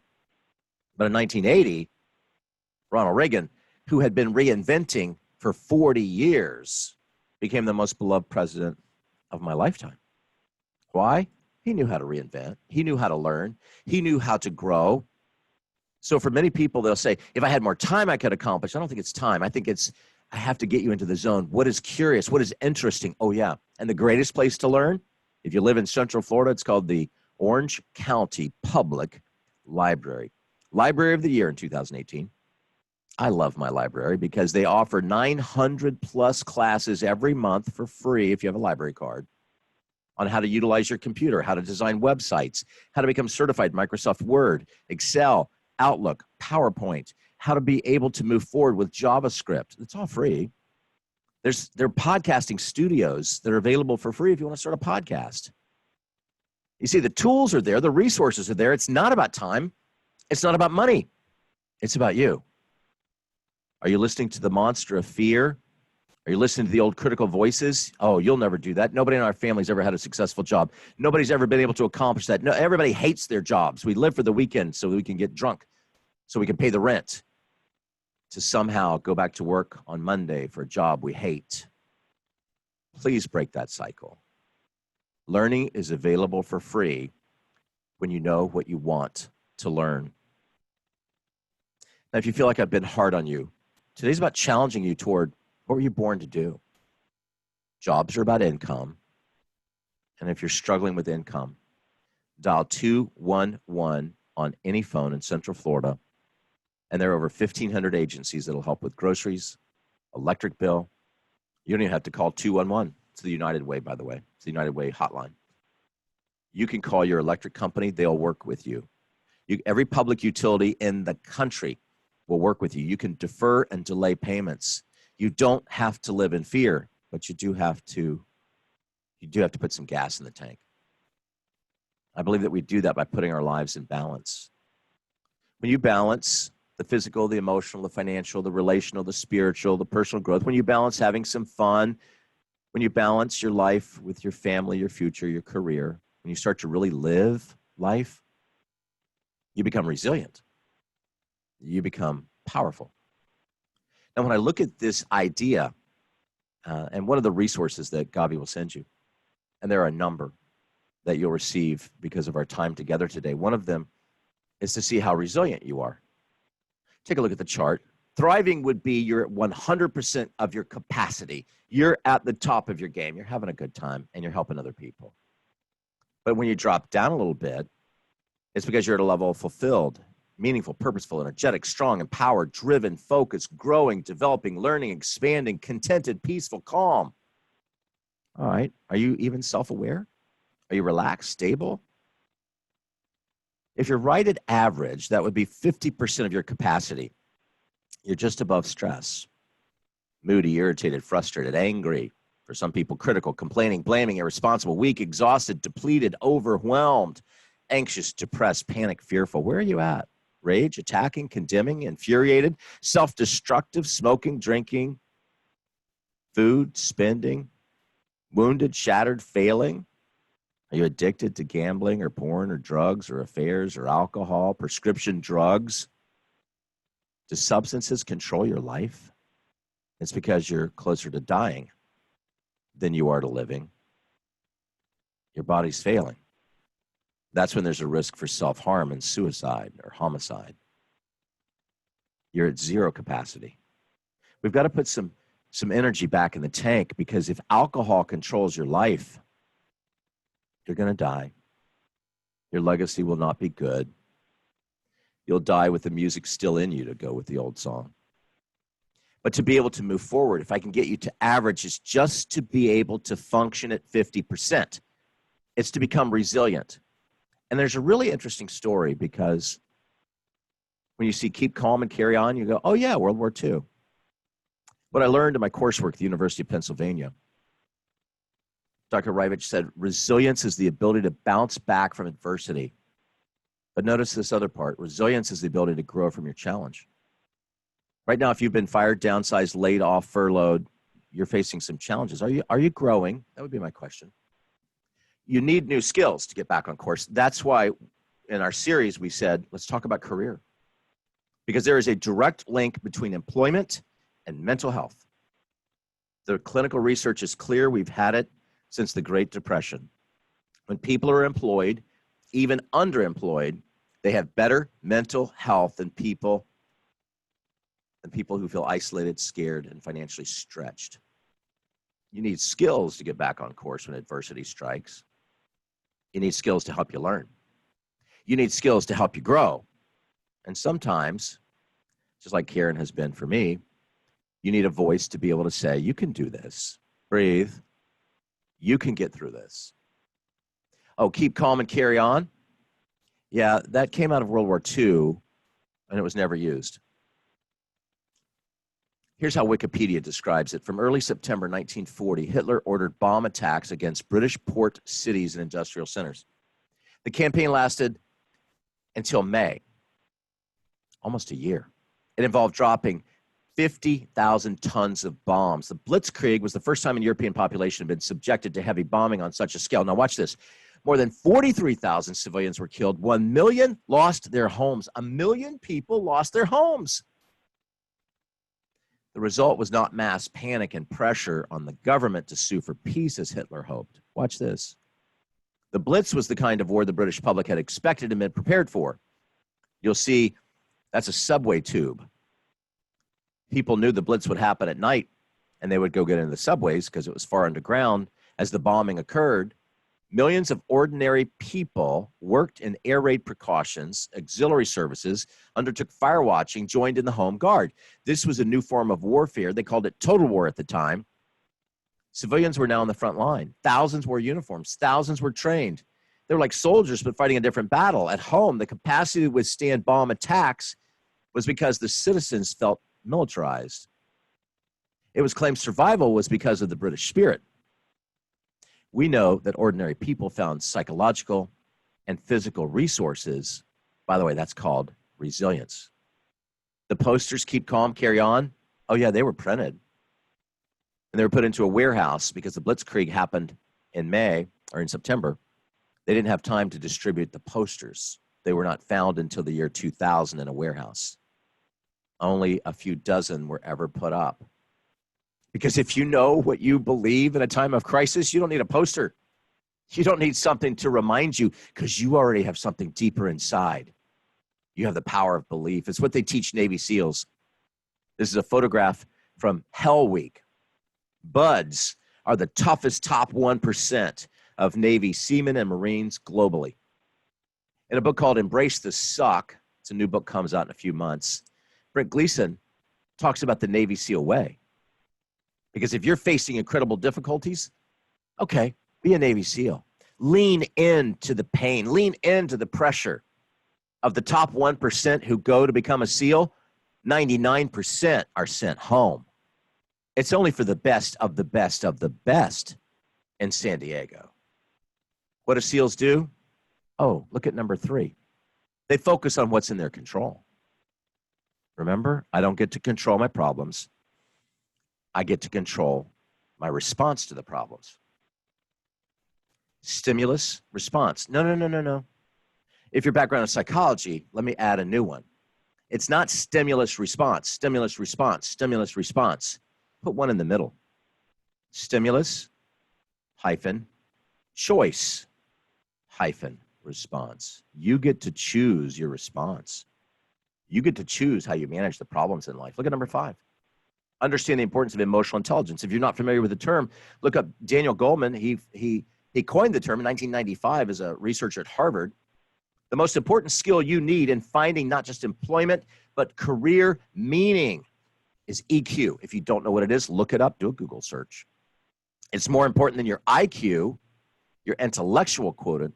No, your emotional intelligence. That's the number one thing that'll get you hired in a job, not your resume, your EQ. Not your IQ, your EQ. Not your GPA, your grade point average, your EQ. Look at number 7. Oh, let's flow with the change. Let's be flexible. Blessed are the flexible, for they shall never be bent out of shape. I saw that on a Hallmark card once. I think it's still true. Number 9. Oh, that way didn't work. Okay. That's fuel for the journey, just like with Elon Musk. Number 11, engage in physical, mental wellness every single day. You know what the secret is to Navy SEALs? They get up on the first alarm. You know the next secret is? They make their bed. You say, Dwight, what are you talking about? When you pay attention to what do the best, the strongest, the toughest, they have daily rituals, daily patterns, daily routines. What Charles Duhigg wrote about in the book, The Power of Habit. Because now instead of relying on sheer willpower, no, it becomes habitual. If you have a tiny discipline first thing in the morning, if you've been on lockdown, unemployed, get up, take a shower, dress like you would be dressing for work before you sit down to go online. And I'm going to give you some tools that'll help you to do that better, faster. But be mentally in the zone and be physically and mentally well. Oh, yeah. Number 13. And I loved that in the Navy SEAL way, there are 13 chapters about embracing the suck. I love that Brent Gleason, who's friends with Mark Burnett, who does a TV show called Survivor. I love that Brent Gleason, as a writer, had 13 chapters. And I love that number 13 because I thought he must have a daughter like I do. If you don't know the significance, number 13, oh, that would be the lucky number for a young woman who reinvented, named Taylor Swift. Reinvented because she was told wasn't really talented and moved from Pennsylvania to Tennessee, and who reinvented her career as a country artist to a pop artist to a songwriter to reinventing how artists are paid on iTunes. You see the great, and I say this with all sincerity, The great philosopher Taylor Swift said a hater's going to hate. And I thought Brent Gleason must have a daughter like I do who enjoys that song, because a hater's going to hate. That's all a hater can do is hate. Don't let them get you down. Taylor Swift says, shake it off. So do the Navy SEALs. I'm not sure that they're listening to Taylor Swift music as they're going through the toughest week of their life. I just know when it's done, they're the strongest, the best, the toughest, because they're not afraid of change. They're not listening to voices on the outside. They're listening to their own voice. But if you want to be stronger, you have to take care of your needs, and you have to ask for help. To be able to do that, self-care is more than toilet paper and hand sanitizer and gloves and masks. Do all those things. Self-care is sleep. It's keeping your own tank full. It's meditation and exercise and prayer and healing life skills like gardening or taking one of the free classes on Khan Academy or the library. It's 4x4 breathing. It's reading or enjoying our pets. Oh yeah, it's going to training events just like this one. These are rapidly changing times, and we need the most relevant information possible. Today, the information is about career. I hope that's for you. I hope that one day on a timeline, when we meet face to face, you'll say, Dwight, I reinvented during COVID. Thank you. Maybe for you right now, it's about job. It's about income. And you were afraid, you know, I'm a professional. Can I really go work at Target? Jobs are about income, and that is an appropriate use of your time. Income will take pressure off. Don't be afraid. If you're eligible for federal benefits, state benefits, please apply for them. Don't feel ashamed. You didn't fail. The economy did.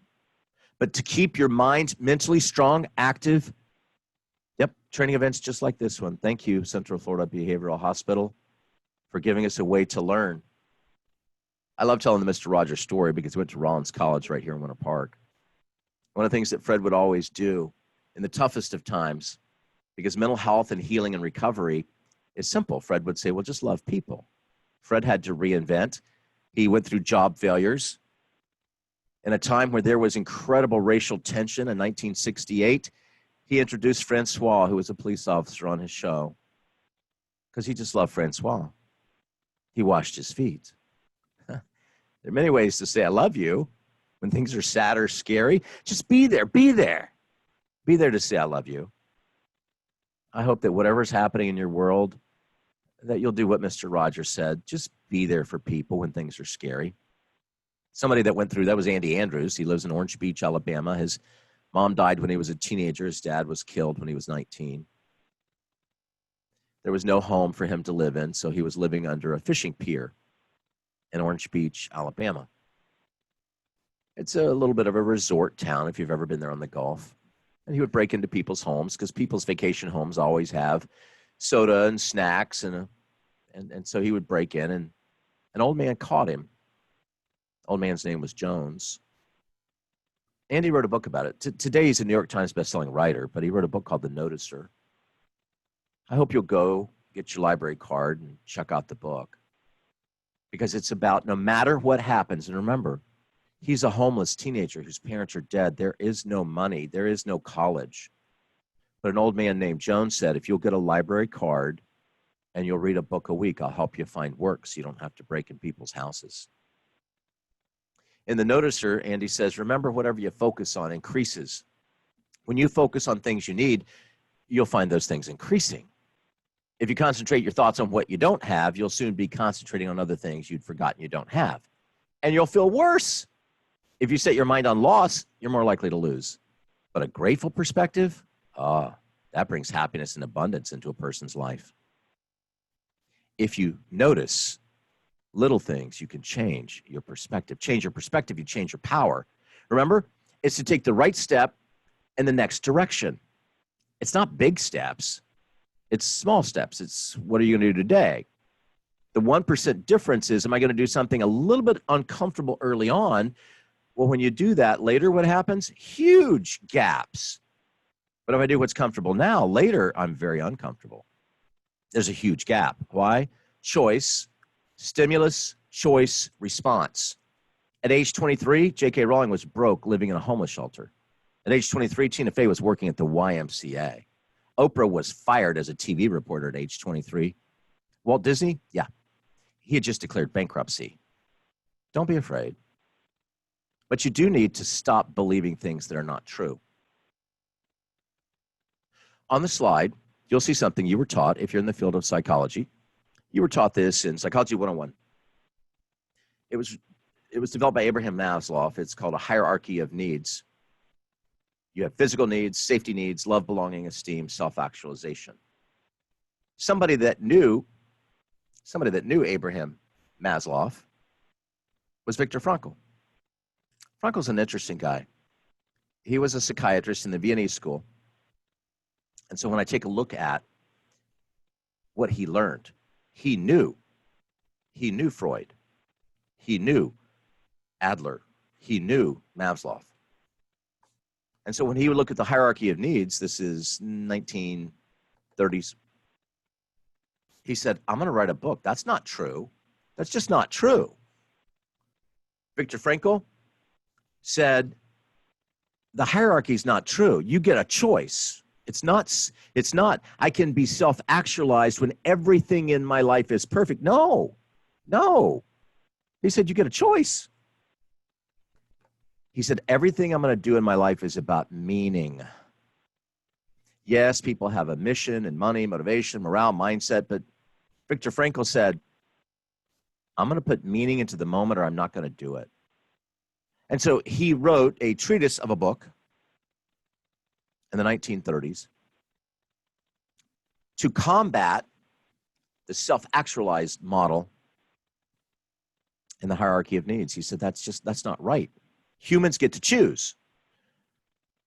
You may remember the 1930s, Austria was being occupied by Germany and Hitler's forces. In that time, he wrote and talked and was given an opportunity to come teach at Princeton with Einstein. He was given a travel visa. And he saw one of the synagogues that had been blown up by the Nazis during that very difficult time in the early to mid 1930s. And he saw a piece of rubble with a number and a letter on it. He asked his father, what is the number in the letter? You know, he had the chunk of marble, and he brought it home to his dad. His dad said, oh, that's 5. That's the beginning of the 5th commandment. You see, he had an opportunity to be able to go teach at Princeton on a visa and leave Austria behind. If you're not familiar with the 5th commandment, it's to honor your mother and father. Viktor Frankl turned in his visa and said, I'll stay in Germany. I'll stay here to protect my parents. What he didn't know is they would be relegated to the death camps. His mom would die, his dad would die there, his wife would die there, his brother would die there, nieces, nephews would die there. He didn't die. He had started to write a book before the death camp about meaning. Listen to what he wrote. By the way, his book is called A Man's Search for Meaning. Man's Search for Meaning. It won a Nobel Prize in 1946. He said, everyone has their own specific vocation or mission in life. Everyone must carry out a concrete assignment that demands fulfillment. Therein, he cannot be replaced, nor can his life be replaced. Thus, everyone's task is as unique as his specific opportunity to implement it. In the death camps, people died every day. So why did this Jewish man not die? He was a psychiatrist. Choice. He would say the sunset, isn't it beautiful? He would see a flower and say, Hitler can't take away the beauty of the flower. Meaning, you and I get to choose meaning. Dr. Frankl chose meaning. He said, I'm not going to let 1 minute go by without meaning. You get a choice. I get a choice. Do you fill your moments with meaning, or do you lose a lot of time? One of the ways to fill your moments, one of the resources that Gavi will send you is called a career map. Don't make it complex. It's a simple process to look at a few dozen categories that define you. It's kind of a career coaching tool, but it's something that I've used for years and I developed. And by the way, I wrote the resources that you'll receive as a gift for you. I own the copyright so that I could give it to you. If you're in the field of mental health, if you're in the field of personal development, if you work in human resources, please take these tools to help other people. That's why I sat at a computer for hours to give you tools to go help people that I will never meet. These are challenging times. And for many people, the research says, their lives will be better than it ever was in the days ahead. You say, how is that possible? Oh, that's resilience. That's choice. You and I get a choice, not stimulus response. No, choice. You and I get a choice. And when I can give you tools to help people that I will never meet, the career map is one of them. It's a process, 15 minutes. And you answer a series of questions about what has happened in your life because your life story matters. In the career map, you're going to find out things that you love to do, things you're great at. Those are the most important because that defines your passion. You're going to find things that you've been paid to do. That's your profession. But then the career map will guide you through what does the world need? What are you skilled at, good at? What do you love that the world needs? Is it creativity? Creatives create. Oh, yeah, when you line up all four, passion, mission, vocation, profession, you're living your purpose in life. There's a tree in our front yard. I thought my wife killed it years ago. They're called crepe myrtles. They're decorative trees. This is what it looked like. This is what it looked like the first week of March this year. It looks like it's cut down to nothing. Because career growth may feel like pruning to you. Right now, the tree, it's over 20 feet tall. You can almost stand and watch it grow because it's a pruning process, but you have to stay motivated. You stay motivated to protect your mindset. That's why we have training events like this. You didn't fail. The economy changed. You're not bad. That's an identity issue. You're not bad if you can't pay that. That's identity. That's just dollars.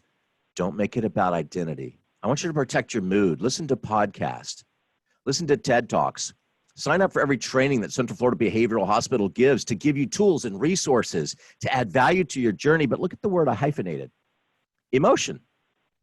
Take the E out. I want you to step up.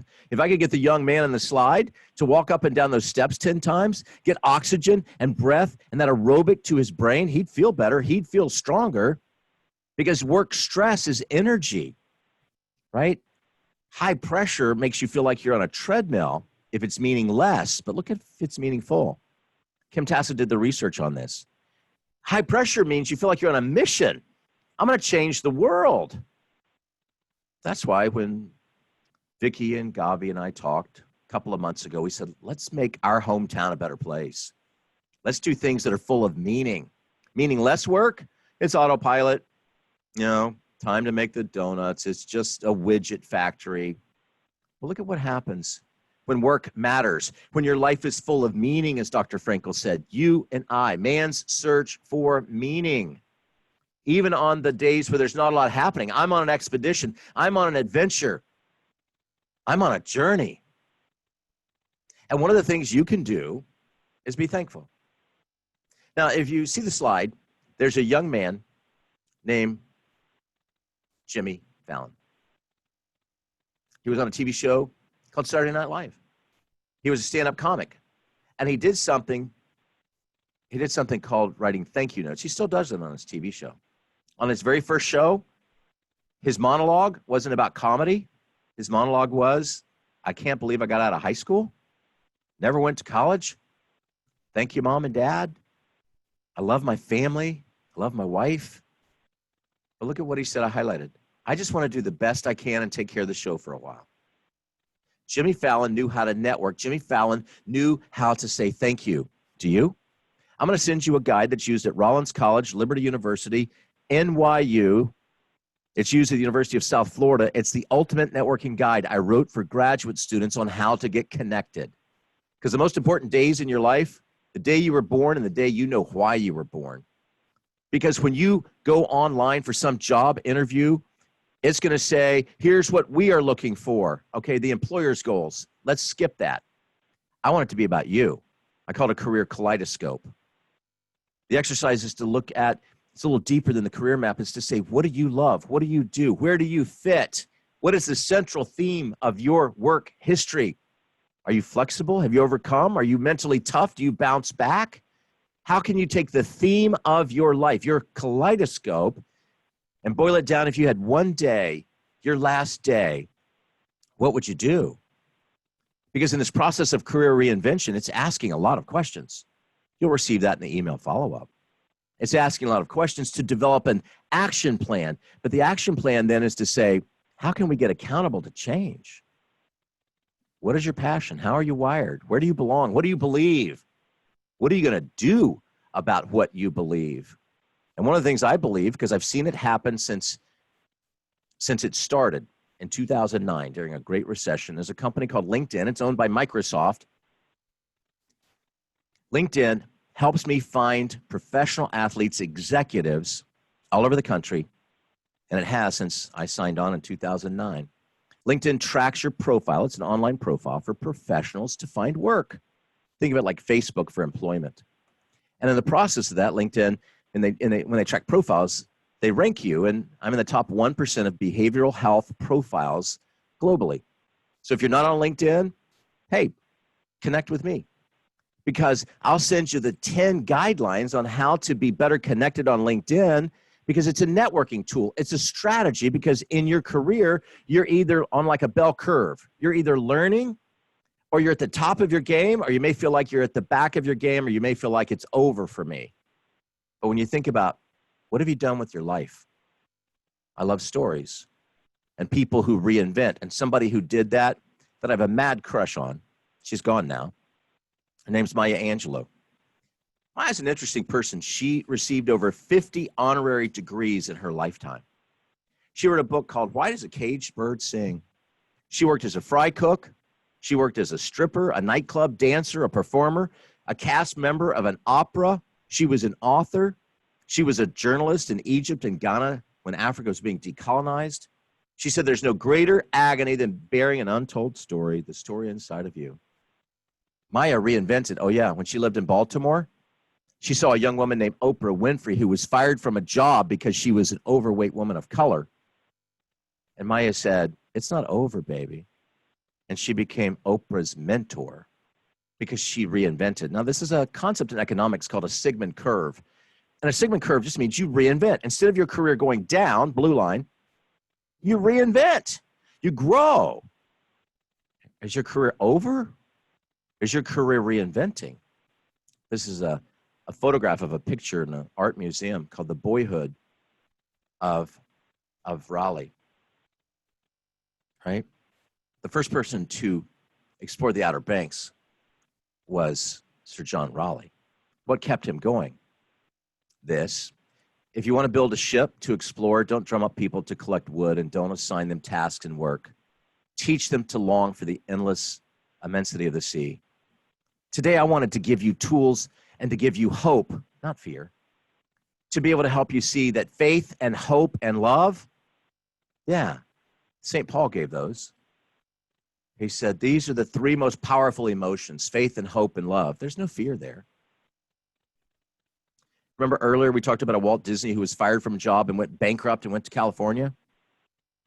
Started a company called Disney Animation Brothers Studio, eventually Disneyland, and eventually Disney World. You can go to WFTV.com and read a letter that I wrote to the 110,000 people that work in the theme park industry who are laid off and furloughed. And it was just simple. What would Disney do? Oh, in a crisis, you know what he did?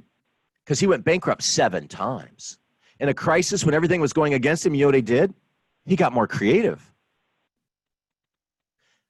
One of my happiest memories is standing on Main Street, USA, in the Magic Kingdom and watching fireworks with my family. We'll do that again.